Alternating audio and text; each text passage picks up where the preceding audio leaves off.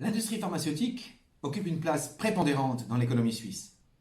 À elle seule, elle génère 50% de nos exportations.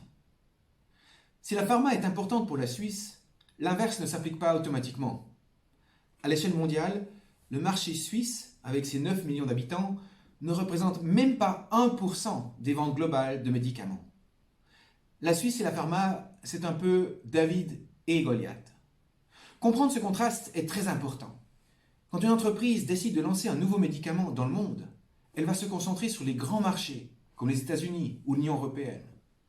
Toutefois, si la charge administrative pour entrer sur le marché est raisonnable, et surtout si le prix est concurrentiel, la Suisse peut aussi faire partie des premiers pays à bénéficier des innovations. Si un prix d'entrée attractif sur le marché suisse est un signal fort et nécessaire envers l'industrie pharmaceutique, on ne peut pas payer n'importe quel montant non plus. Mais quel est le juste prix d'un médicament qui pourrait sauver des vies? En Suisse, il nous manque une définition du prix d'une vie sauvée. Son consensus sur cette valeur, se plaindre qu'un médicament est trop cher ou trop bon marché, est une discussion stérile. La société et le monde politique doivent mener ce débat de fond sur la valeur d'une vie. Mais ce n'est pas tout. Même si on trouve un accord, ça ne veut pas dire que l'entier de la valeur d'une vie sauvée doit revenir à l'industrie pharmaceutique.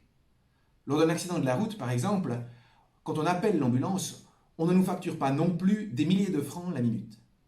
Et pourtant, sans l'ambulancier, le blessé ne pourrait être sauvé. Là aussi, il faut un débat public sur la répartition de la valeur d'un médicament entre la société, d'une part, et l'entreprise pharmaceutique, d'autre part. En bon compromis suisse, on pourrait partager moitié-moitié cette valeur, par exemple. Offrir un prix attractif, mais qui reconnaît les valeurs de notre société, serait une façon intelligente de renforcer la position d'un petit pays comme la Suisse, tout en tenant compte des priorités des entreprises pharmaceutiques.